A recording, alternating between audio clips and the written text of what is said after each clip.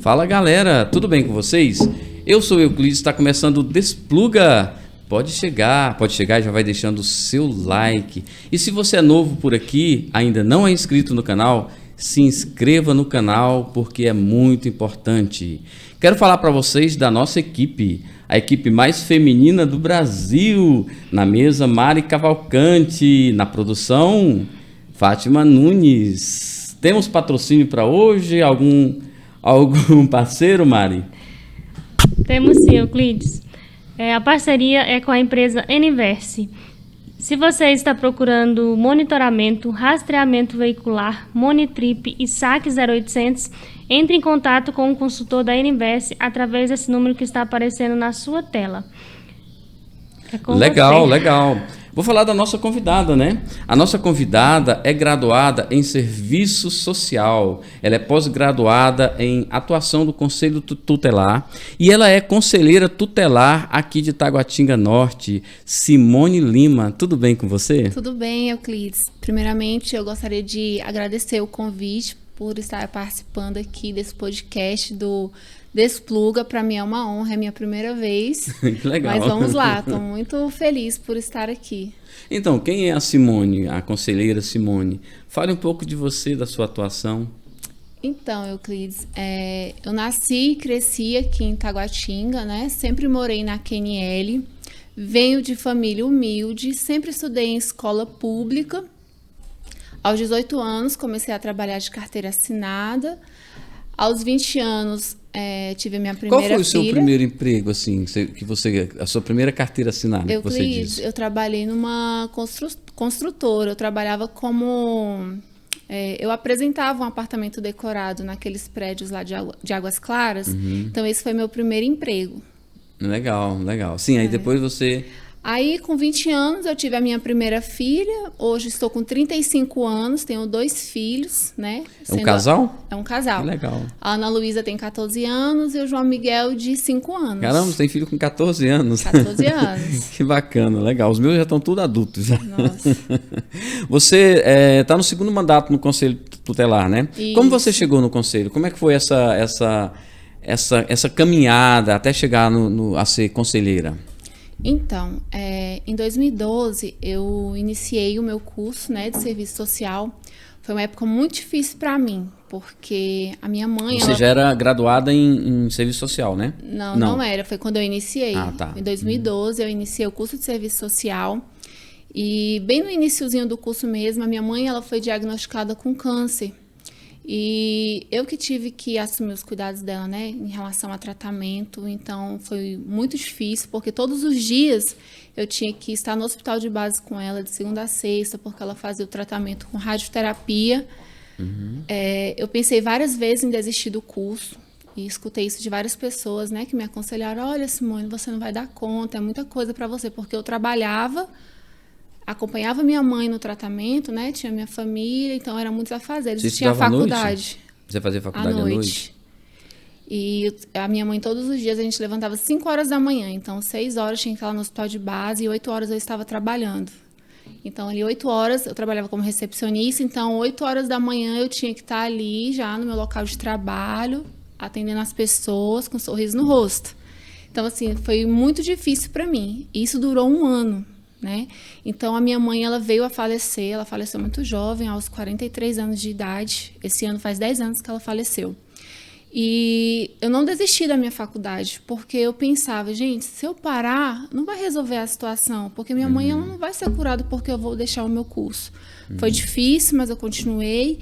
E aí, quando ela faleceu, foi mais difícil ainda para mim, mas isso acabou me dando mais força. Então, eu me dediquei bastante ao curso que eu estava fazendo, porque era o sonho dela me ver formada. E aí, deu continuidade. Quando foi em 2015, surgiu a oportunidade da prova do Conselho Tutelar.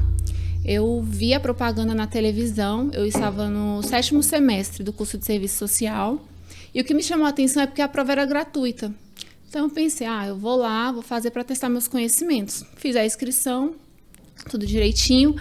E aí, quando chegou no dia de fazer a prova, meu esposo, ele não queria me levar. Ele falou, você vai fazer o que lá, Simone? Você nem estudou, isso é perca de tempo. Mas eu falei, não, eu vou. E eu fui. Eu fui, fiz a prova, realmente fiz sem estudar. era gratuito, então assim, eu fiz ali a prova sem compromisso, né? Com aqueles conhecimentos que eu tinha. E demorou muito sair o resultado da prova. Teve alguns acontecimentos lá que não foi cumprido o edital, então demorou. E um certo dia eu estava no meu trabalho, foi um dia assim que eu estava muito triste, porque tinha acontecido algumas coisas que tinha me deixado assim bastante abalado. E aí eu fui mexer no computador, entrei lá no site e, para minha surpresa, né, o resultado da prova tinha saído. Entrei lá, acessei. Quando eu olhei lá na lista, meu nome estava lá como aprovada na prova, né? Na prova objetiva. E aí tinha uma outra fase, que era de análise de documentos. Então, eu corri atrás, separei toda a documentação solicitada, entreguei, aí fui aprovada também. Aí veio a fase mais difícil, que é o processo de escolha, que muitos chamam de eleição. Nessa época, eu trabalhava na Associação dos Praças Policiais e Bombeiros Militares do Distrito Federal, que é a ASPRA. Hoje mudou de nome, hoje tem outro nome, mas na época era a ASPRA. Então, assim, eu trabalhava na recepção e ali eu conheci muitas pessoas, eu era muito querida lá, assim, pelos associados. Então, a maior parte da minha campanha ela foi feita ali no balcão. E durante esse processo foi muito difícil para mim, porque assim, ouvi muitas palavras positivas de pessoas que estavam comigo, que acreditavam que eu podia conseguir. E também ouvi muitas palavras negativas. Falaram assim, você é doida, vai mexer com o negócio de eleição. Assim, foi um momento que eu me calei. Eu falei, eu vou deixar as coisas acontecerem, eu vou fazer a minha parte. E Deus preparou tudo. Eu fiz tudo isso, eu trabalhava ali no... Você é religiosa? Eu sou cristã. Que legal. Aí você colocou sua fé para que... porque é algo assim que eu não almejava, não estava buscando, foi algo que aconteceu na minha vida, então eu deixei as coisas acontecerem naturalmente. E na época eu trabalhava ali na associação, que era no setor gráfico, então eu tinha muita amizade com as pessoas de lá, então eu ganhei todo o meu material, eu não precisei gastar, né? Eu ganhei o material de boa qualidade, inclusive. Então, assim, Deus preparou tudo ali para mim. E aí chegou o grande dia da eleição. E o resultado já saiu bem tarde. Aí eu fui dormir, né, ansiosa.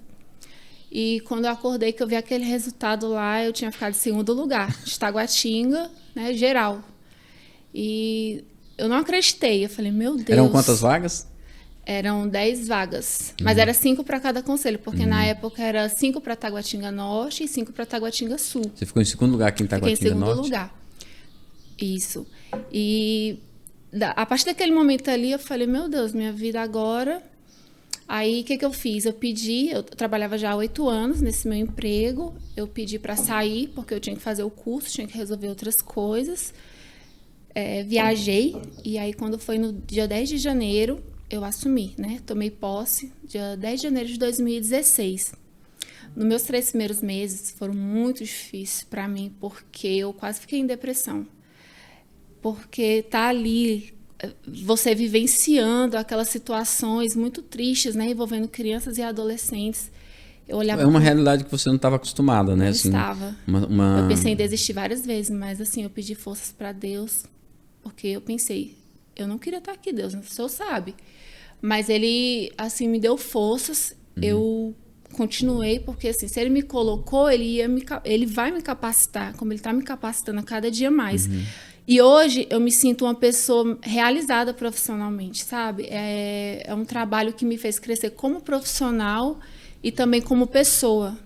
Hoje eu não me sinto, assim, na condição de reclamar de nada, porque eu tenho essa oportunidade de ver de perto o sofrimento das pessoas, da família. Me sinto uma pessoa honrada, porque através do meu trabalho eu posso fazer diferença na vida das pessoas e amenizar também o sofrimento. Isso é muito gratificante. Na verdade, não é um trabalho, é uma missão. Legal. E é isso, eu amo. Muita gente não conhece os conselhos tutelares, não sabe do que se trata e não tem noção de qual é o papel do conselho tutelar. Fala pra gente um pouco sobre o conselho tutelar e o papel do conselho tutelar. Então, Euclides, justamente por conta dessa situação, quando eu entrei no conselho, eu percebi isso.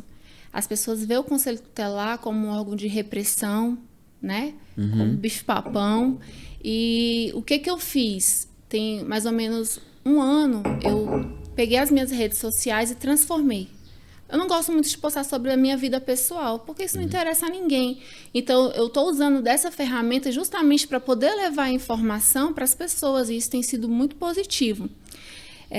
Mas se tratando em relação a como o Conselho Tutelar surgiu, o que é o Estatuto, eu tenho que começar falando lá de trás, né? Pode falar. Eu não sei se vocês já ouviram falar do Código de Menores. Sim, foi antes do ECA, né? Isso, antes do Estatuto, a lei que vigorava aqui no Brasil era o Código de Menores, era em 1979. Era uma lei que tinha como doutrina a doutrina da situação irregular, onde não tinha distinção do que era criança nem do que era adolescente. Todos eram tratados da mesma forma. E a situação irregular era o quê? Era aquela criança que ficou órfã, ela estava numa situação irregular. Então, o Estado vinha e assumia esse cuidado. Aquele menor que cometeu um delito, um crime, ele ia para o mesmo lugar dessa criança que era uma órfã, que estava órfã. A criança deficiente, a família não tinha condições de cuidar, então o Estado vinha e assumia. Era como se fosse uma limpeza social, é como se aquele menor, ele causasse essa desordem na sociedade. Era uma lei que violava direitos, na verdade. Então, em 1988, com a Constituição, a criança e adolescente, ela ganha esse espaço, né? Ela passa a ser reconhecida como sujeito de direitos. Então, o ECA nada mais é do que a tradução do artigo 227. Da Constituição, né? Isso, é a tradução do artigo 227. Ele saiu de lá. Porque lá diz que é dever da família, do Estado, né, zelar pelos direitos da criança e adolescente. Então, o Estatuto, que é a lei atual, né, que é a Lei 8.069, ela tem como doutrina a doutrina da proteção integral, que significa o quê? Que todas as crianças, independente da raça, cor, condição social, enfim, todas são amparadas por essa lei. E muitas pessoas criticam, mas eu acredito que é porque não conhecem realmente a lei, né? O que o ECA significa, o que ele traz. Então, assim, o ECA nada mais ele colocou a criança e o adolescente na condição de uma pessoa humana, uma pessoa com direitos. Então, para a gente seguir a linha de raciocínio, né? Veio a Constituição e definiu que a criança era uma sujeito de direitos. Tinha direitos, e quem zelava por esse direito era a família, o Estado, lá, né? E aí, a partir daí nasceu o Estatuto, né? O ECA, né? O ECA. É o Estatuto da Criança e do Adolescente. E aí, a partir do ECA, nasceram os conselhos tutelares, ou os conselhos tutelares já nasceram na Constituição? Isso, então. O ECA, veio a lei, né, ele distinguiu o que é criança e adolescente, e criança até 12 anos incompletos, adolescente de 12 a 18 anos incompletos. O Estatuto, ele traz os direitos, que são os direitos, quem são os titulares do direito é a criança, traz os deveres, de quem é o dever de cumprir com esses direitos, e traz a responsabilização também. Tá? Então, o Conselho Tutelar ele foi criado juntamente com o ECA e ele tem a função de zelar pelo cumprimento do direito. Então, o Conselho Tutelar, ele zela pelo cumprimento, ele cobra de quem tem que fazer. Então, assim, quando os pais estão violando o direito, o Conselho Tutelar é que tem que cobrar dos pais. Quando é o Estado que está violando, aí é o Conselho Tutelar que tem. Ou então pode ocorrer também essa violação em razão da própria conduta do adolescente. Muitas pessoas falam que não tem responsabilização, mas tem sim. A diferença é que os adolescentes respondem com medidas socioeducativas. Vamos chegar lá. Você acha que o Brasil tem evoluído nessa questão dos direitos, de proteção dos direitos das crianças e dos adolescentes? Sim, com certeza, como eu acabei de falar, né? Desde a Constituição, Foi um choque, assim, porque a gente vinha dessa lei que tratava o menor como responsável, né? E colocava ele no mesmo lugar de alguém que cometia outros tipos de delito e com outros tipos de... Era objeto, né? Você acha que melhorou essa questão do tratamento? Essa evolução foi, assim, palpável? Com certeza. Na verdade, o Estatuto da Criança e do Adolescente, ele prometeu tudo, assim, que a criança não vai ser vítima de violência, que a família tem que cuidar, que o Estado tem suas atribuições e tudo. No entanto, que a gente vê que do ECA surgiram outras leis. Inclusive, recentemente, dia 9 de julho, entrou em vigor a Lei Henri Borel, que é como se fosse uma Maria da Penha para criança e adolescente. Por que veio essa lei? Na verdade, não precisava, se o ECA ele fosse cumprido.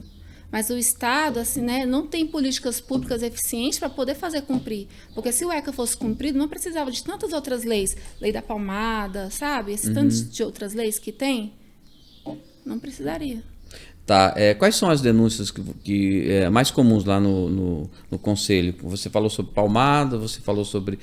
quais são as denúncias de agressão assim, mais comuns lá no conselho? Então, que chega no conselho, negligência, né, maus tratos, violência sexual. Negligência, traduz pra gente. A negligência é quando a família deixa de fazer o que tem. Por exemplo, a criança não está na escola por negligência dos pais, que não foi lá matricular, que não leva a criança. Então, é quando ele deixa de cumprir com os deveres. Quando os pais deixam de cumprir com seus deveres. Sim, entendi. Aí, maus tratos? Maus tratos, tem vários tipos, né? Maus tratos físicos, psicológicos. Então, chega essas denúncias, tem a violência sexual, evasão escolar. Chega muita situação também de conflito familiar, com alienação parental. Por exemplo, você falou uma coisa aí sobre os pais que não matriculam seus filhos nas escolas, né? Hoje, no Brasil, aqui em Brasília a gente tem um exemplo mais próximo da gente, com relação às creches, né? Muitas mães têm muita dificuldade de matricular seus filhos, porque há uma escassez muito grande de creches, né? A gente vê que as mães ficam procurando e às vezes são jogadas para uma área fora do seu domicílio, né? Longe do seu domicílio, né? O que o Conselho Tutelar pode fazer ou tem feito para ajudar essas mães? Então, Euclides, o ECA, ele garante que a criança tem direito ao acesso à creche. Só que o Estado, ele não tem condições, né? Ele não oferece, ele não tem tantas creches assim para poder atender a demanda, que tem. Então, aqui a demanda por vagas, né? Isso. Aqui no Distrito Federal foi estabelecido critérios de pontuação. E a medida protetiva do Conselho Tutelar é um critério de pontuação que é exigido lá, tá? Vale 20 pontos. Então, assim, as crianças que são inscritas na creche, a mãe tem que apresentar. Então, tem a pontuação, que se a mãe for trabalhadora, tem uma pontuação. Se for vítima de violência, tem uma pontuação, porque tem medida protetiva. A medida protetiva do Conselho Tutelar não está ligada à violência, porque muitas pessoas confundem, pensam, não vou no conselho porque eu não sofri violência. Mas a medida protetiva, como eu falei antes, o Conselho Tutelar, ele zela pelo cumprimento do direito. Se é um direito da criança ter acesso à creche e ela não está conseguindo, então a mãe, ou o pai, o responsável, tem que procurar o conselho mesmo. E aí, ano retrasado, foi lançado um programa, Cartão Creche, do governo do Distrito Federal. Esse cartão, ele atende as crianças que estão na fila, são convênios, né, que são feitos com instituições privadas, que eles pagam um valor de R$820, a família recebe um cartão, porém aquele cartão só pode ser passado na unidade escolar. Só que ele amenizou um pouco, diminuiu um pouco a fila, só que o número ainda é muito grande em relação às crianças menores, né? Que é berçário 1 e berçário 2. As gestões do Conselho junto ao governo para melhorar essas creches, ou para fazer convênio com escolas particulares, para que essas crianças não fiquem sem escola? Então, na nossa área aqui de Taguatinga, inclusive, tem 2 projetos aprovados, né? Já está tudo certinho, só para começar a construir as creches. Uma é na QNL, se eu não me engano, QNL 9, e a outra lá na M Norte. Porque, como você falou, às vezes a família consegue a creche, porém não tem como levar, porque é distante. A maioria não tem veículo para poder levar, não tem condição de pagar um transporte. Então, tem toda essa dificuldade. Você arruma de um lado, mas do outro lado vem a dificuldade. Você falou sobre violência doméstica, sobre maus tratos, sobre assédio. Como é possível acionar o Conselho Tutelar à noite, finais de semana? Porque nesses horários, tipo assim, a criança fica meio que desprotegida, né? É possível até nesses momentos acionar, chamar alguém do Conselho Tutelar? Há plantonistas no Conselho? Sim, o Conselho ele não para, tá? É 24 horas, é ininterrupto o horário do Conselho, porém, existe, né, na sede, a gente fica no horário comercial. De 8 às 18, e aí das 18 às 8 horas do outro dia, aí a gente tem uma central aqui no Distrito Federal, que é uma central que recebe denúncias, que é a Cisdeca. O número... Cisdeca. Cisdeca. Isso, aqui no Distrito Federal. A pessoa para acionar deve ligar no 125, a ligação é gratuita, porém, vou deixar aqui uma observação, porque quando for uma situação que se tratar de crime, né? E que for possível um flagrante, quem tem que ser acionado é a polícia. Por exemplo, a criança está sozinha em casa à noite trancada. É um crime, abandono de capaz. Então, a polícia tem que ir ali primeiro. E aí a polícia vai, constata e, se preciso, aciona o conselho se não for encontrado ninguém da família, para a gente poder aplicar as medidas protetivas. Aí é assim, a central recebe a denúncia, eles fazem uma triagem, e aí se for um caso mesmo que demanda do conselheiro ir, aí o conselheiro vai até o local. O conselho tutelar à noite atua muito em casas noturnas, é isso? Não, a gente não faz, a gente não faz tem esse mais. papel, não. Não tem mais esse papel, né? Não, não tem. Em que caso, assim, o conselho... Estamos falando do período noturno. Em que caso o conselho tutelar pode adentrar um domicílio, né? Violar o domicílio para salvar ou proteger uma criança? Sem autorização da família? Então, a lei fala que o lar é inviolável, né? Então, mas se for uma situação para prestar socorro, qualquer cidadão pode fazer isso. Sim. A gente já teve casos no conselho, por exemplo, de famílias de mãe com problemas psiquiátricos, né? A gente recebeu denúncias que as crianças estavam em situação de sofrimento, de maus tratos, inclusive tinha criança especial. A gente tentou várias vezes fazer visita, ela atendia a gente só da brechinha do portão. E, assim, notoriamente aquela mulher ela não estava bem psicologicamente. Então, a gente fez diversas tentativas, chamamos a polícia e tudo, e não conseguimos. Nem mesmo a polícia conseguiu adentrar a casa dela porque não tinha mandato. O que nós fizemos? Nós comunicamos à vara da infância, e a própria vara da infância pediu um mandato de busca e apreensão das crianças. Porque a gente não tinha como violar, empurrar o portão. Porque muita gente pensa isso, né? Que você chega lá, mete o pé na porta e pode entrar. Não, não é assim que funciona. Eu já tive uma situação que eu atuei, que foi um caso que a mãe, ela estava ameaçando a criança, ela postou nas redes sociais e no grupo da família. A família ficou desesperada, ameaçando que ia matar a criança. Aí a polícia foi acionada, a polícia foi até o local, porém, como ela não abria e aparentemente a casa estava toda fechada, a polícia foi embora, porque não pode adentrar, né? Não tem mandato. E aí eu fui acionada também. E aí eu fui, nesse dia eu fiquei lá quase umas 2 horas, chamando, tentando sensibilizar, até que ela abriu a porta para mim. A mãe abriu, eu consegui adentrar a casa, mas com a autorização dela, tirei a criança daquela situação, né? Porque a mãe, ela a mãe estava descontrolada? Estava em surto. Em surto. Aí eu peguei a criança, mas assim, conversando com a mãe, a gente usa muito da psicologia. Não sou psicóloga, mas a gente usa muito disso, porque acaba que você só não tem um diploma. E acionei a família, entreguei a criança para a criança ficar protegida. Até que a mãe, a gente aplica as medidas protetivas, encaminha ela para um tratamento. Então, assim, esse foi um dos casos que eu já atuei, né? Assim, eu não cheguei a violar o lar. Eu entrei, mas foi com autorização da mãe. Mas após muita insistência. Muitos pais, eles têm dúvidas com relação à diferença que há entre a correção e o maus tratos, né? Principalmente no que é referente quando se trata de correção psicológica, né?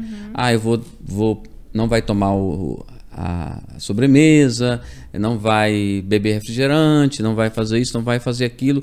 E às vezes a criança responde com teimosia. Qual é o limite, qual é a diferença entre a correção e a aplicação de um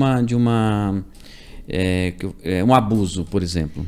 Então, Euclides, o direito de educar, ele está ligado ao direito de corrigir. O pai e a mãe, o responsável, ele tem esse dever, né? O direito de educar e de corrigir.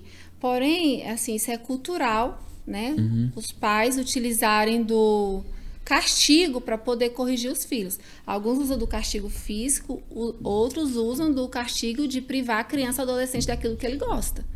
A partir do momento que esse castigo ele causa sofrimento físico, psicológico e emocional, aí sim caracteriza uma violência doméstica. Muitas pessoas criticam a lei da palmada.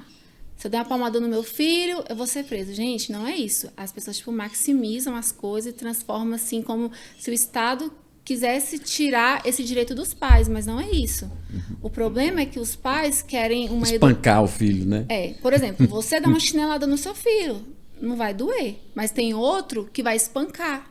É bom esperar o momento da raiva passar? Isso, tem outro que vai espancar. E a lei não tem como fazer uma lei para você e uma lei para o outro. Tem que ser uma lei toda. Então, essa lei, na verdade, o objetivo dela é trazer essa reflexão. E trouxe esse direito da criança ser educada, né? Criada e educada sem o uso da violência.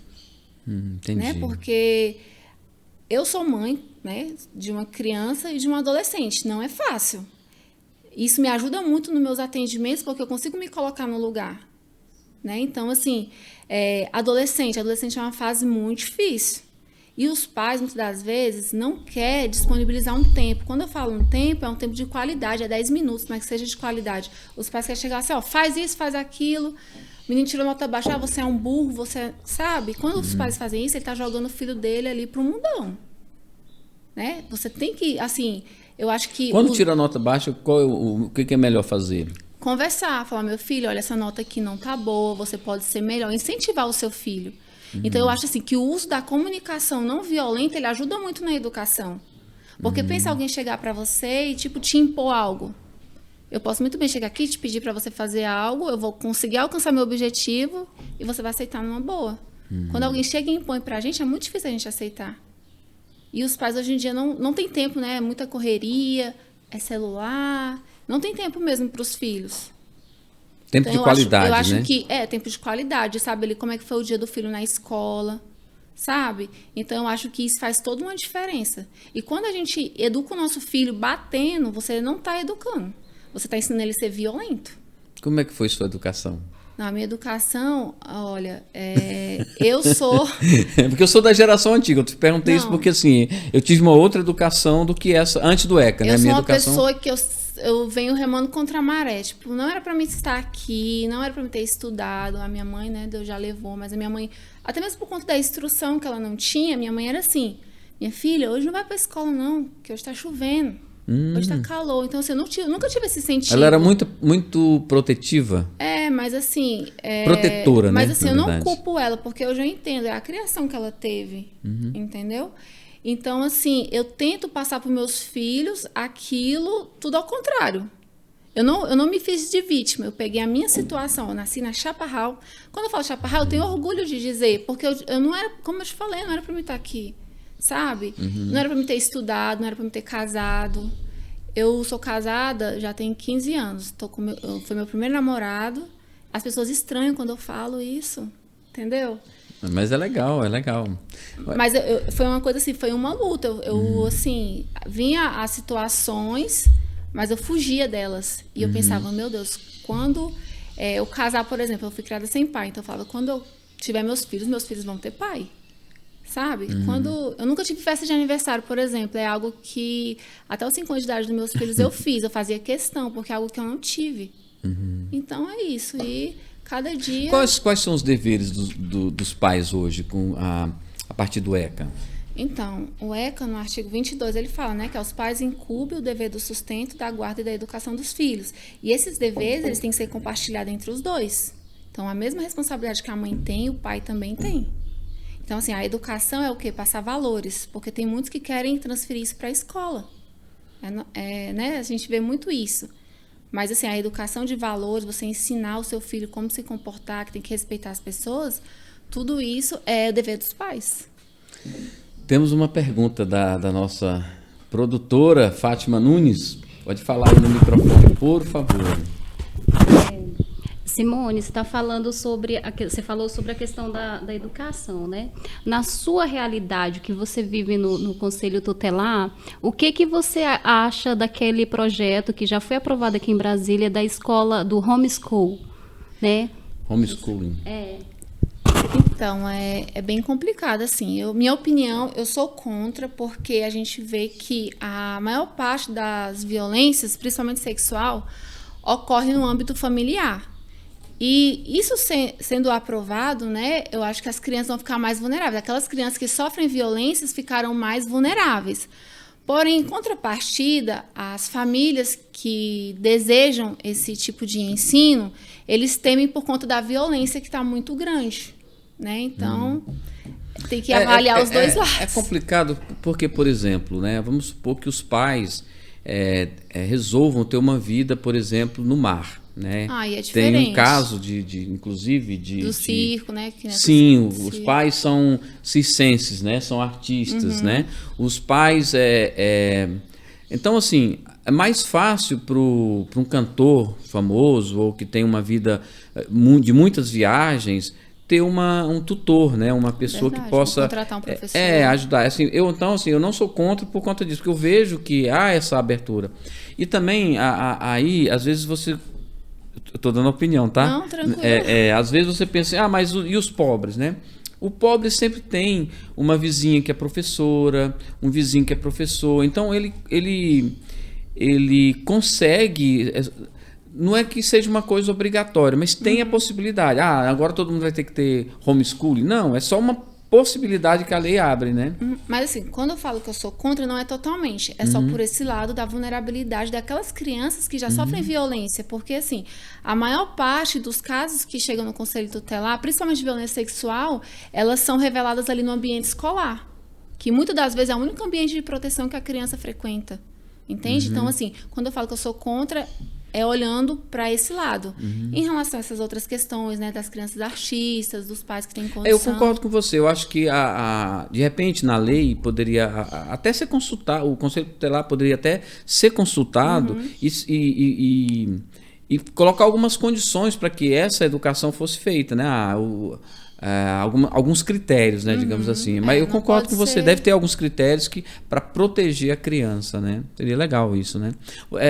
Falar em proteção de crianças, ainda existem crianças que trabalham hoje? Infelizmente, sim. Né? É comum você pegar seu carro aqui, sair, ver crianças vendendo balinha no semáforo. A gente vê também muitas crianças sendo aliciadas por tráfico de drogas, trabalhando como aviãozinhos.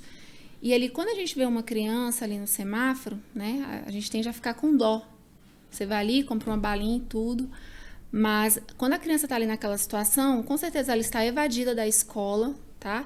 Ela está vulnerável para outros tipos de violência, que ela está ali para ser aliciada para criminalidade, para o tráfico de drogas, até mesmo para o abuso sexual. Então, infelizmente, né, ainda existem muitos casos. Eu estou falando esses dois exemplos porque é o que a gente vivencia aqui em Taguatinga, né, que é a área que eu atuo. Isso é uma exploração infantil, né? Principalmente por pais que são carentes, que às vezes precisam, né, de algum recurso e colocam os filhos para pedirem, para trabalhar, para venderem pequenos... Então, Euclides, isso é uma questão social, mas também uma situação de crime.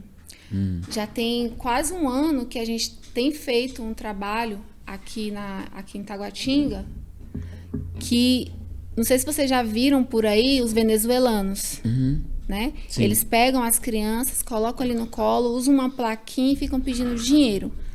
A gente vai lá, orienta, vê se a pessoa está recebendo algum benefício, e todos que a gente vê já são assistidos, né, por CRAS, por CRES, e recebem benefícios governamentais. Aí eles alegam, não tem a creche. A gente vai lá e consegue a creche. Eles recusam, porque eles usam da criança para poder ganhar dinheiro. Caramba, e aí, para mim é novidade isso. Eles arrecadam em torno de R$400 por dia. E quando você vai ali e dá um dinheirinho ali, você está incentivando aquela pessoa a ficar ali. O que a gente pode fazer para combater esse tipo de exploração Não infantil? Dar dinheiro e denunciar. A denúncia, com dó, né? Mas a denúncia não é para prejudicar, a denúncia é para poder chegar nos órgãos competentes, para poder ajudar, porque aquela criança está sendo usada, entendeu? Está usando para mendicância. A gente teve casos de crianças prematuras que, se a gente não chegasse a tempo, a criança tinha morrido. A criança prematura, a mãe colocava aqui no canguru, ficava no meio dos carros. A gente fez visita na casa dela, gente, era assim, e até o teto de fralda, de coisas que ela ganhava de cesta básica, muitos jogam fora a cesta básica, trocam por droga, não são todos, O que eles querem? Dinheiro. A gente recentemente, foi a primeira medida, né, que a gente aplicou, a gente estreou a lei Henri Borel. É uma situação que a gente já tinha orientado um pai que ficava com uma criança 8 vezes. E a última agora, semana passada, ele estava com uma plaquinha, só que a gente já conhecia o caso, dizendo que a esposa morreu, escrito tudo errado na plaquinha, morreu, que tinha que cuidar do filho e tudo. E aí o conselheiro foi lá, conversou com ele novamente, olha, você não pode, já aconteceu isso, porque assim, a gente não pensa em prejudicar, o nosso trabalho não é prejudicar, muito pelo contrário, é ajudar as famílias, para que possa cuidar das crianças. E aí esse cidadão, ele foi orientado, e na mesma hora ele voltou pro mesmo local lá da mendicância com a criança. E já tem muito tempo que ele estava fazendo isso. A gente tem fotos dessa criança bebê. E aí a polícia, né, levou ele para a delegacia, foi feito o boletim de ocorrência, os juízes decretou uma medida protetiva, o qual ele não pode mais frequentar esse lugar com a criança. A medida protetiva não é de afastamento do pai da criança, mas sim que ele não pode, ele e a mãe, frequentar. Então, assim, era uma situação que a mãe está viva, vivíssima, inclusive ela compactuava com essa situação. E ele falava que a mãe tinha morrido. Não, falou agora. Aí chegou na delegacia e disse, não, morreu pra mim, que eu briguei com ela. Que a mãe... Aí é... Entende? Então, assim, né? Eles arrecadam. Então, assim, ele foi pego cheio de dinheiro, tem carro, tem tudo, sabe? Então, assim, usa da boa fé das pessoas. E quando a gente faz, a gente só está incentivando eles ficarem ali. Aí aqui em Taguatinga, você pode ver que vai ter menos, mas eles foram lá para Águas Claras agora. Quando uma pessoa descobre que alguém, nesse caso, por exemplo, vamos supor que fosse um vizinho, conhecido, alguém está submetendo uma criança a maus tratos, o que ela deve fazer? Denunciar. Né? Sim, aí ela tem que ligar no número. Tem que ligar no Disque 100 ou 125, né? Pode ligar também na... Esse número é em todo o estado, é esse mesmo número? Aqui no Distrito Federal 125, o Disque 100 é nacional, que é dos direitos humanos. Pode ser violência contra a mulher, idoso e criança. O Disque 100. É sempre o melhor caminho é a denúncia? Isso. E assim, as pessoas têm muito preconceito em denunciar porque acham que vai saber quem foi. Gente, a pessoa tem direito ao anonimato. Não precisa você se identificar. Você não precisa ter a certeza que algo está acontecendo. Basta você ter uma suspeita. Eu vou falar aqui de um caso que poderia ter sido evitado. Do menino Juan. Não sei se vocês lembram. O menino que foi esquartejado lá na Samambaia. Vocês lembram? Conta pra gente como então, é que foi uma criança que era um casal, né, de duas mulheres que criava essa criança. Eles tinham mudado há algum tempo lá para Samambaia. Os vizinhos perceberam que tinha uma criança ali que estava na idade escolar, mas não frequentava a escola. Talvez essa percepção, se alguém tivesse ligado no conselho, olha, aqui tem uma criança, parece que ele não está estudando, e o conselho tutelar tivesse ido lá, talvez isso poderia ter sido evitado. Então, você não precisa ter certeza. Acho que eu lembro desse caso. Você não precisa confirmar nada, sabe? Então, assim, é dever de todos, porque o ECA fala que todos os casos de suspeita ou confirmação devem ser obrigatoriamente comunicados ao conselho. E quem sabe de alguma situação e não denuncia, está cometendo crime de omissão. Inclusive, a Lei Henri Borel agora aumentou a pena. Por exemplo, se houver uma situação que a criança chegar a óbito, a pessoa que tinha conhecimento, por exemplo, a família, e não tomou nenhuma providência, não denunciou, vai responder quase igual o agressor. Sim, mas conclui o que aconteceu com essa criança. Ele foi esquartejado. A mãe, né, esquartejou a criança. Misericórdia. Fala um pouco sobre crianças portadoras de TDAH. Então, TDAH, né? O transtorno... TDAH, né? É TDAH, o transtorno de déficit de atenção e a hiperatividade. Bom... no início, sempre essa criança, né, ela é vista como uma criança que é preguiçosa, que é impulsiva, que caça confusão. Não tem muito esse olhar, né? Ele não é como se fosse não levado muito a sério essa situação. Primeiro, a criança, na família, ela acaba sofrendo violência por conta que tem esse comportamento, a família não tem esse entendimento que pode se tratar de um tipo de transtorno, né? Quais são os sintomas primeiro? Então... dificuldade na aprendizagem, não consegue realizar uma atividade por inteiro, e isso vai causando uma desmotivação. E os sinais, ele começa a aparecer já por volta de 6, 7 anos de idade. Ano passado, em novembro, se eu não me engano, foi aprovada uma lei, que é a lei do TDAH, que agora dispõe sobre o tratamento, né, o acompanhamento integral das crianças e adolescentes com dislexia, TDAH e outros transtornos da aprendizagem. Então, os professores vão ser capacitados para poder tentar identificar esses sinais e já encaminhar. O TDAH, ele só é descoberto nessa fase escolar? Ele começa a apresentar sinais, mas como eu falei, muitas das vezes é ignorado. A criança é vista como uma criança que é teimosa, sabe? E aí acaba assim, sofrendo violência por parte dos pais, porque a criança tem aquele comportamento, acha que a criança, né, é preguiçosa, não quer fazer nada, é muito bagunceira, enfim, fica essa confusão. E aí, agora com essa lei, a escola, né, vai ser obrigada a tentar identificar o mais breve possível, né, quando a criança começar a apresentar algum sinal, essa criança ela vai ser encaminhada para a rede de saúde para fazer todo, né, os exames, tudo direitinho. E se caso ela for diagnosticada com TDAH, aí começa um acompanhamento. Né? Muitas das vezes é com medicação, outros são com terapias, mas o TDAH sempre tem que estar em acompanhamento. Porque se ele não faz o acompanhamento, quando chega na adolescência e na fase adulta, a situação piora muito. Piora. Por quê? Tem muitas famílias, né, muitas mães e pais que descobrem, faz o tratamento direitinho, dá a medicação, e tem outros que não querem dar a medicação, porque a Ritalina ela é muito conhecida, porque causa depressão, causa alguns efeitos colaterais. E aí acaba que também não faz terapia, não usa de outros acompanhamentos, deixa a criança sem nada. Quando chega na adolescência, a situação ela se agrava, porque a adolescência por si só já é uma fase muito difícil, né? É uma fase de mudanças. E o TDAH, por conta desse comportamento, ele acaba tendo dificuldades nas relações, ele acaba ficando com poucos amigos, ele acaba se sentindo excluído. Então, tem uma grande tendência a evadir da escola. E aí, na adolescência, se ele tiver a oportunidade de ter contato com álcool ou com droga, pronto, tem uma grande probabilidade de se tornar um vício, porque ali, quando ele faz o contato com essas substâncias, é como se fosse um remédio. Eles se sentem bem. A gente tem vários atendimentos, né, de adolescentes com TDAH que fazem uso da maconha. E eles falam, olha, eu não quero parar, eu me sinto bem. Isso é muito triste, porque a maconha é a porta de entrada para outras, né? Drogas mais pesadas. E o TDAH, né? ele não vai acabar na adolescência, vai vir a fase adulta. E aí, como é que essa pessoa vai ser? Tem muitos adultos que são TDAH, mas não sabem, porque não são diagnosticados. São aquelas pessoas que é difícil de convívio, sabe? Que tem poucos amigos, que é muito estourado. Muitas das vezes pode ser um TDAH. Inclusive, está tendo né? projetos de lei agora para ter leis também que protegem eles, os adultos.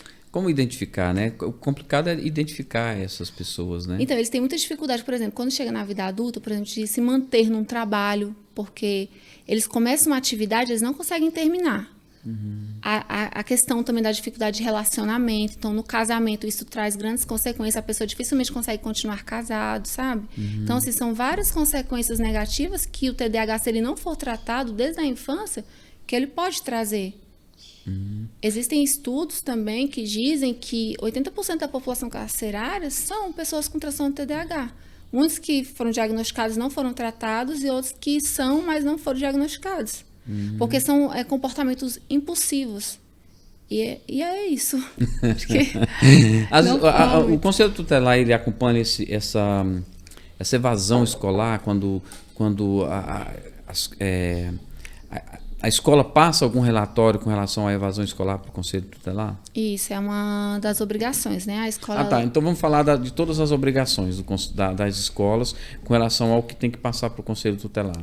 Então, as atribuições da escola vai estar lá no artigo 56, né? A comunicação obrigatória, que é maus tratos envolvendo os alunos, sem prejuízo das providências legais. Então, se tiver uma situação de uma criança que chegou lá na escola toda machucada, por exemplo, a escola tem que fazer a parte dela também, chamar a família, saber o que aconteceu, orientar, se for o caso, de fazer um boletim de ocorrência. Essas são as providências legais. E, em seguida, já comunicar ao Conselho Tutelar. Tem a reiteração de faltas injustificadas após esgotados os recursos. Então, a escola não só tem que comunicar, o menino não está comparecendo. A escola tem que ir atrás desse aluno, ela tem que esgotar os recursos escolares. E aí, se a escola não conseguir, ela deve comunicar ao Conselho Tutelar. Também tem números elevados de faltas, quando aquele aluno está repetindo, né, já 2, 3 vezes, então tem que comunicar ao Conselho Tutelar. Tem a situação também de adolescentes menores de 14 anos, gestantes, tem que ser comunicado ao conselho, porque se trata de uma situação de estupro de vulnerável, né? Quando menor de 14 anos gestante é estupro de vulnerável. E também crianças e adolescentes que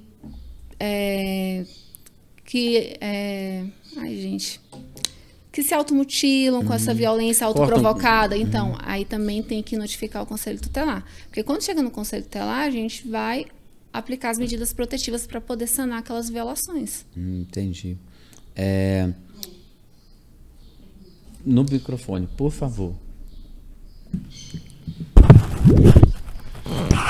Para aqueles adolescentes que são violentos, né, o que as famílias devem fazer? No caso, o adolescente chega em casa e aí agride a mãe, o pai, os irmãos, como que as famílias devem agir? Né? Procura o Conselho Tutelar, qual que é o caminho? Então, agressão, né? Se está agredindo, como eu falei, o adolescente ele responde. Se tem a partir de 12 anos, é polícia, é a DCA, tá? Que é a Delegacia da Criança e do Adolescente. Lá é quando o adolescente ele é o autor do ato infracional, porque isso é um ato infracional. Então, ele tem que ser responsabilizado. Então, se ele bate na mãe, ele pode responder com Maria da Penha, tá? E aí depois chega para o conselho tutelar, sim, depois que vai na delegacia, a própria delegacia encaminha para a gente aplicar medidas protetivas, que são, vamos encaminhar esse menino para acompanhamento psicológico, será que ele tem algum problema, fazer uma avaliação psiquiátrica? Então, o nosso trabalho de conselho é isso, aplicar as medidas protetivas. Mas se for uma situação de crime, tem que ser com a polícia. Entendi. A partir de qual idade o adolescente pode viajar desacompanhado? A lei mudou, né? Tem acho que uns 2 anos, é a partir dos 16 anos agora. Antes era 12 anos, então tinha muitos casos de menino que pegava o cartão do pai, comprava passagem de avião e viajava, porque não precisava. Então agora a lei diz que é 16 anos, o adolescente só pode viajar desacompanhado a partir dos 16. Abaixo disso, ele pode viajar acompanhado, não precisa de autorização se ele estiver acompanhado de avós, tios ou irmãos, ou dos pais. Entendi. O conselho pode fazer perguntas para crianças e adolescentes que são... Fazer interrogatório, na verdade, né? Que sofreram violências? Não, Euclides, antes isso era feito, tá? Só que isso era uma forma de violência. Causava muita revitimização nas crianças e adolescentes. Porque você imagina só, uma criança que relatou na escola que estava sofrendo abuso sexual por parte do pai. Aí a escola vai e encaminha para o conselho. Aí chega lá no conselho, ela vai ter que contar de novo no conselho. Aí o conselho vai encaminhar o quê? Para a polícia. Chega lá e conta. Olha quantas vezes essa criança estava sofrendo essa violência. Então... Aí chega na polícia, vai ainda pro psicólogo. tem... Aí chega no psicólogo, tem que contar toda a história de novo. Então, isso hoje em dia é proibido, tá? Tem a Lei 3.431, de 2017, que é a Lei da Escuta Especializada. Essa lei, ela organiza o sistema de garantia de direitos que atende crianças e adolescentes vítimas ou testemunhas de violência. Então, a lei diz que a criança e adolescente, vítima ou testemunha de violência, só podem ser ouvidas sobre a situação da violência em 2 situações. Tem que ser escuta especializada, que é perante a rede de proteção, ou depoimento especial, que é perante a autoridade policial ou judiciária. A rede de proteção, quando ela é feita a escuta especializada, ela tem como objetivo proteger a criança e adolescente. E já perante a autoridade policial, o objetivo é responsabilizar o agressor. Então, a gente só pode fazer nessa hipótese. Então, assim, chegou no conselho, se a criança revelar ali para mim, espontaneamente, eu colho aquilo que ela falou. Eu não posso perguntar mais nada. Não posso fazer pergunta. Se ela falar, meu pai fez isso e isso comigo. Eu não posso perguntar, mas como é que foi? Ele fez isso, fez aquilo? Se eu fizer isso, eu já vou estar cometendo uma violência. Eu vou estar revitimizando aquela criança. Mas você pode perguntar se ela quer contar ou não? Hã? Você pode perguntar se ela quer contar. Ela começa a te contar uma história. Você pode perguntar, você quer contar essa história para mim? O que a gente faz? Você quer contar a história para tia? Tem crianças que revelam, né, espontaneamente. E aí, o que a gente faz? A gente colhe aquilo que a criança falou e acolhe a criança. Fala, olha, vai ficar tudo bem, a gente está aqui, vai te ajudar. Então, a gente faz esse tipo de acolhimento. Eu não posso mais entrar no situação, ato, né? No fato, né? Falar, ele tirou sua roupa, ele fez isso, eu não posso. Nenhum conselheiro pode fazer isso. Porque ela sofre de novo, né? Isso. Entendi. O que é violência institucional? É justamente isso que acontecia. Ah, tá. Essa é a violência institucional. É assim, quando a criança e adolescente ela é submetida por um órgão público ou conveniado a passar por um procedimento desnecessário. Por exemplo, se a criança já foi ouvida lá na escola, se ela falou, eu não posso ouvir ela novamente. Se eu fizer isso, eu vou estar cometendo a violência institucional. É quando você submete a criança a um procedimento desnecessário. A respeito da violência sofrida. Tem que ser tem que seguir um caminho, né? Que é a lei da 3.431, que é a lei da escuta, que organizou isso, entende? Fala um pouco pra gente sobre adolescentes em conflito com a lei. Então, adolescente em conflito com a lei é aquele adolescente que comete ato infracional, né? A gente não fala crime. A gente não fala crime, só muda os nomes, na verdade. Adolescente ele não comete crime, ele comete ato infracional e ele é considerado um adolescente em conflito com a lei. Então, assim, quando o adolescente ele tem qualquer conduta descrita, né, como crime, aí tem que fazer boletim de ocorrência, a DCA que atua, e as medidas socioeducativas só o juiz pode aplicar. O juiz ele que aplica, que vai dar advertência até a internação, que é quando o adolescente ele fica privado de liberdade. Mas o máximo que ele pode ser privado de sua liberdade são 3 anos? O máximo é 3 anos. Não, mesmo não importa qual seja o ato, o máximo... Isso. E aí ele pode cumprir a medida até os 21 anos. Ele completou 21, aí a liberdade dele já é compulsória. Automaticamente ele Isso. zera todo Até o 21. histórico dele. Mas assim, eu costumo falar isso em palestra, por exemplo. Tem adolescente que fala, não dá nada. Dá sim. Por exemplo, se esse adolescente um dia for prestar um concurso público e tiver investigação da vida pregressa, vai constar sim o que ele fez lá quando ele era adolescente. Um exemplo disso é aquele jovem que matou o índio Galdino. Sim. Ele passou, acho que em primeiro lugar no concurso, se eu A não me promotor. engano. Foi. E ele não assumiu na época. Não sei se assumiu depois. Ele colocou fogo, né? Isso. Ele era adolescente na época e constou. Então, assim, concursos que tem investigação na vida pregressa, a pessoa sofre consequências. Então, a gente costuma muito falar isso, né? Que esse negócio, não dá nada, não existe. Dá sim. Entendi. Qual é a diferença entre abuso sexual e exploração sexual? Então, o abuso é qualquer ação onde a criança ela é usada para fins sexuais, seja com conjunção carnal, ato libidinoso, seja presente ou até mesmo por meios eletrônicos, né? Celular, você mandar alguma coisa de cunho sexual, isso aí é caracterizado. Na verdade, eu costumo dizer que a gente não deve falar abuso sexual, porque abuso é quando a gente faz mau uso. E com criança e adolescente, em relação a questões sexuais, não pode nada, né? Você não pode fazer nada de cunho sexual com criança. Então, o termo correto mesmo utilizar é violência sexual. Em relação à exploração, é quando tem uma troca, seja de dinheiro, né? Ou mesmo de presentes em troca de favores sexuais. Tá. Esses pais, essas crianças que ficam no sinaleira, é uma outra espécie de abuso. Seria um abuso financeiro, abuso econômico, abuso... essa criança que deveria estar na escola está fazendo outra coisa. Essas crianças ficam com os pais no sinal? Sim. Então, é crime, né? Até o artigo 247 do Código Penal, porque quando os pais ou responsáveis usam menores de 18 anos para comover as pessoas à comiseração, né, que é o que eles fazem, usa da criança para poder comover as pessoas e conseguir o dinheiro. Isso aí é crime. Como eu falei antes, é uma questão social? Sim, mas também é crime. E a gente precisa combater, denunciando e não dando dinheiro. Quando você dá o dinheirinho ali, você está incentivando a pessoa a continuar ali, ela não vai querer sair. O que é o acolhimento institucional? Então, o acolhimento, ele é uma medida de proteção, porém que ele só é aplicado numa medida excepcional. É quando a criança e adolescente jamais não tem mais como ficar ali no seio familiar. É quando o Conselho Tutelar já acompanha o caso, já aplicou diversas medidas protetivas e não teve sucesso.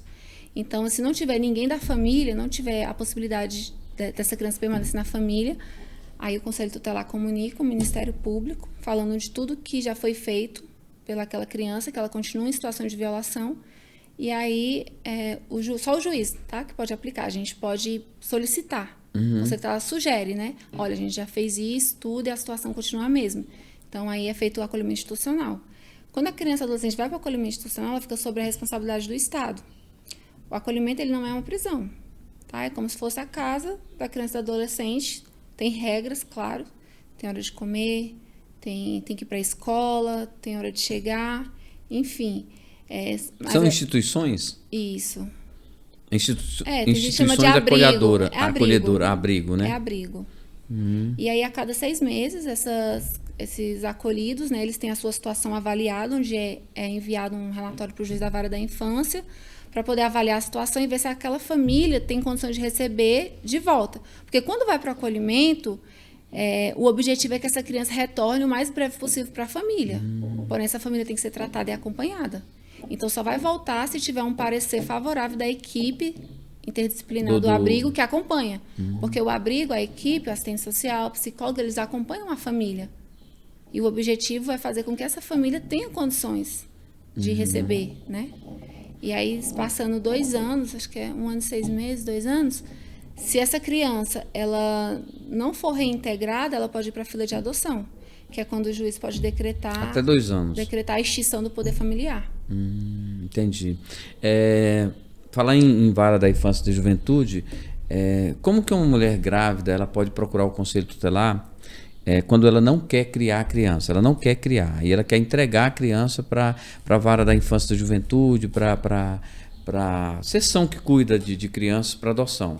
Como que é o procedimento? Então, o procedimento, na verdade, não é no conselho, mas se procurar o conselho, a gente caminha. Justamente, tem que ir direto na vara da infância, né? Ela tem que manifestar o desejo, que ela não deseja ter o bebê.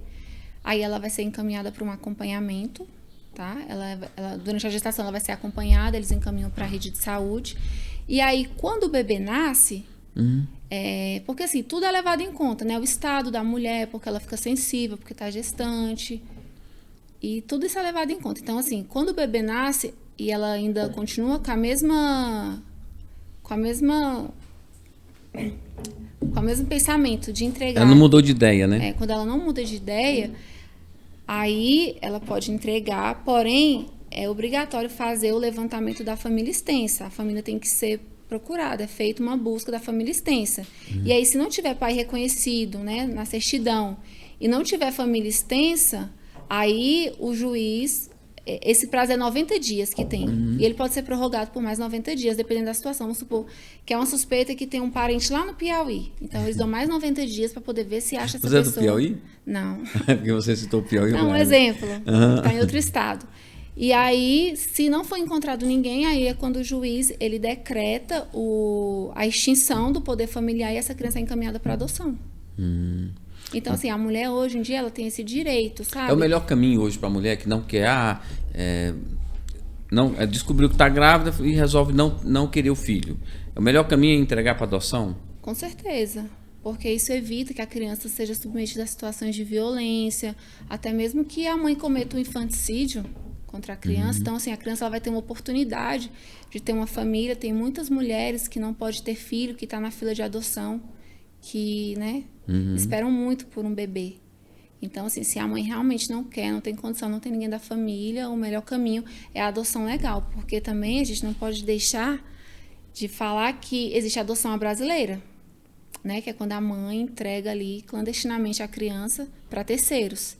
Vocês tomam conhecimento de algum fato assim sobre a adoção brasileira? Chega no Conselho Tutelar essas informações? É comum, por exemplo, ter uma moradora de rua ou usuária de drogas, tá gestante, e aí dá entrada, por exemplo, no HRT. Aí vai lá o pai, a pessoa falar que é o pai da criança, a pessoa totalmente assim, de outra realidade e tudo. Então, assim, aquela situação já gera uma desconfiança. Então, tinha um pai rico lá. É mais ou menos isso. Aí eles comunicam o Conselho Tutelar, a gente notifica, faz todo um trabalho pra gente tentar coibir. Vai lá na casa dele, vê se... porque assim, vamos supor, se você registrou, você é o pai. Entende? Então, é muito complicado isso. E a gente tem que frisar que é crime. Porque a pessoa recebe ali, porque assim, é bem burocrático. É interessante. Essa situação não tinha me passado, eu não tinha pensado sobre isso. Mas é verdade, se tem se tem uma, só para o nosso espectador entender, se tem uma mulher que está dando à luz, né? Naquele momento ali, aí chega alguém e fala assim, eu sou o pai. E aí você vê que leva a criança. Leva a criança. Aí, e eles são assim, fala que a mãe não tem condição de criar e a mãe vai lá e fala que está entregando a criança. Mas normalmente isso aí tem dinheiro por trás, está tendo a comercialização. A gente já teve vários casos assim.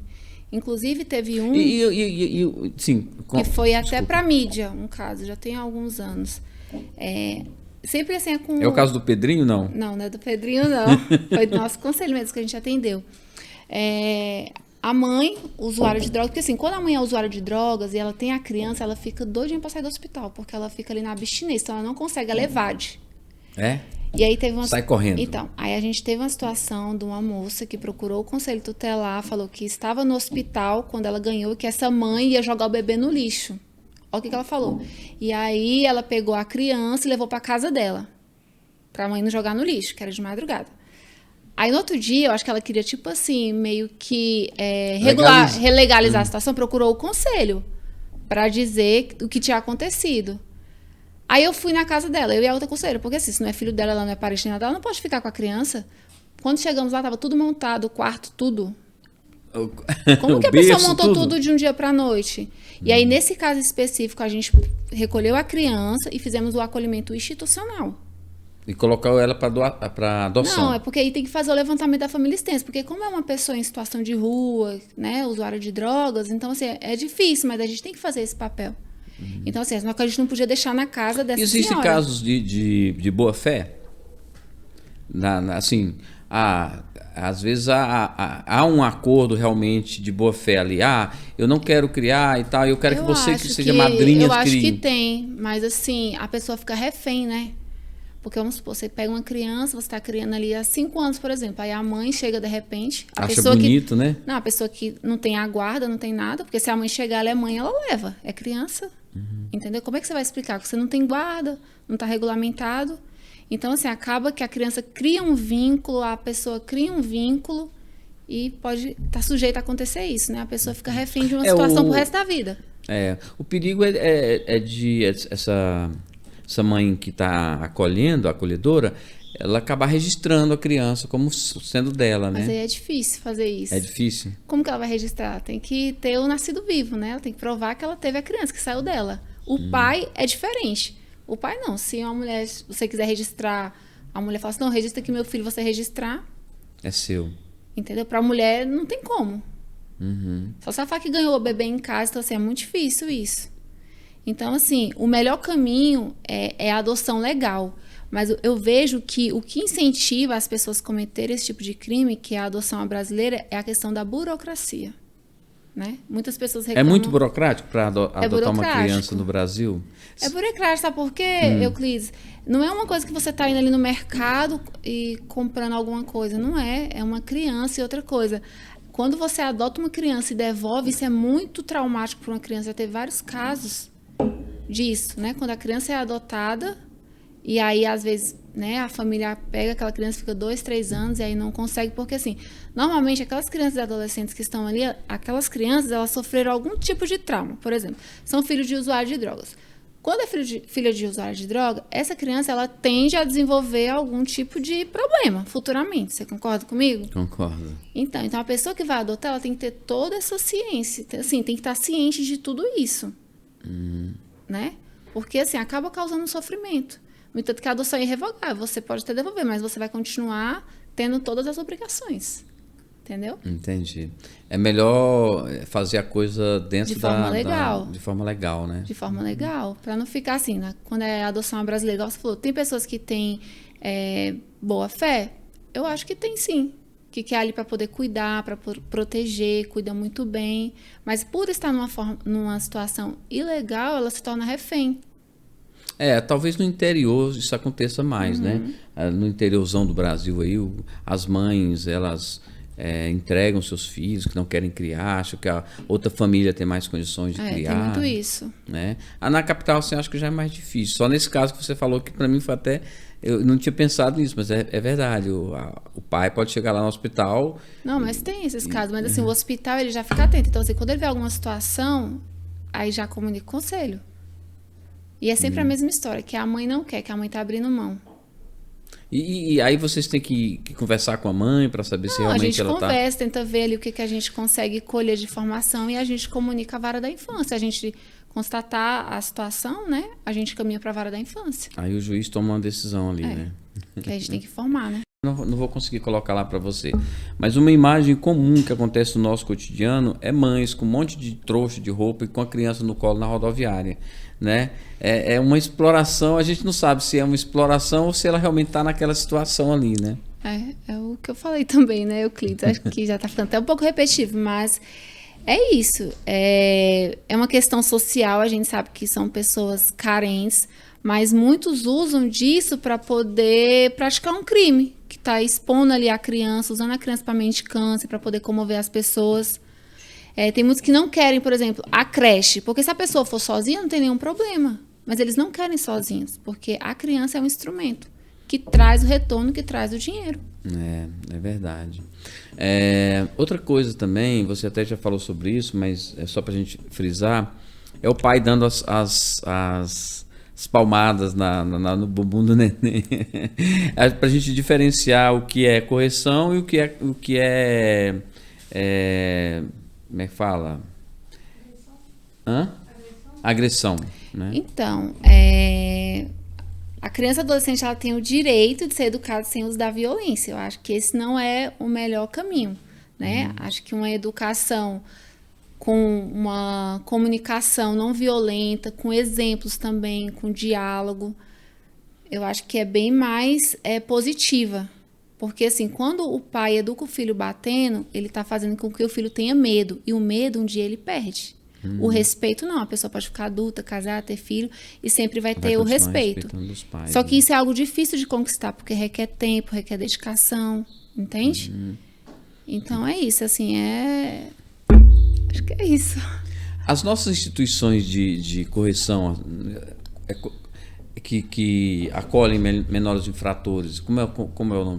Qual é o nome que se dá? É prisão mesmo? Não, internação. Internação, que ficam 3 anos. Elas têm boas condições de receber esses Sim. adolescentes? Sim, mas não tem, assim, as regalias como as pessoas falam. Vai ficar 3 anos, vai ficar 3 anos em situação bem dura. É no máximo 3 anos, No né? máximo 3 anos, Depende, né? Pode pegar 1, 2, 3. porque assim, as medidas são dependendo do ato que o adolescente cometer, né? Tem a advertência, tem a prestação de serviço à comunidade, tem a liberdade assistida e deixa eu ver o que mais. E o a semi-liberdade e a internação. Que é a privação da liberdade. Em último caso, só para... Não, aí depende do... Depende da gravidade. Da gravidade do fato. Por exemplo, se a pessoa se o adolescente ele fez um assalto e usou uma arma, ele, né, foi com grave ameaça. Então, provavelmente, esse adolescente ele vai ficar na internação por algum tempo. Não vai ficar 3 anos, foi a primeira vez. Mas... E a internação corrige esse adolescente? Então, por isso que chama socioeducativo. O objetivo lá é devolver esse adolescente para a sociedade, mas de uma forma que ele possa prosseguir. Então, lá eles estudam, eles fazem cursos, entende? Complicado, né? Tem muita coisa que a gente tem que evoluir como seres humanos, como pessoas e como educadores, né? De uma sociedade, como influente de uma sociedade, né? Conselheira Simone Lima, muito obrigado pela sua presença aqui no Despluga. Foi muito bom, viu? Não foi difícil, foi tranquilo. O tempo passou rápido, 1 hora passou muito rápido, foi muito, muito, muito legal. Eu acho que foi bem esclarecedor. Até eu não tinha conhecimento de algumas coisas, né? A gente tinha assunto para falar mais coisas, mas assim, acho que foi muito esclarecedor e muito... foi válido a sua vinda aqui. Muito obrigado, tá? Quero deixar a nossa câmera para você fazer as suas considerações, tá bom? Eu quero dizer que eu espero ter, né, esclarecido sobre o que é o Conselho Tutelar.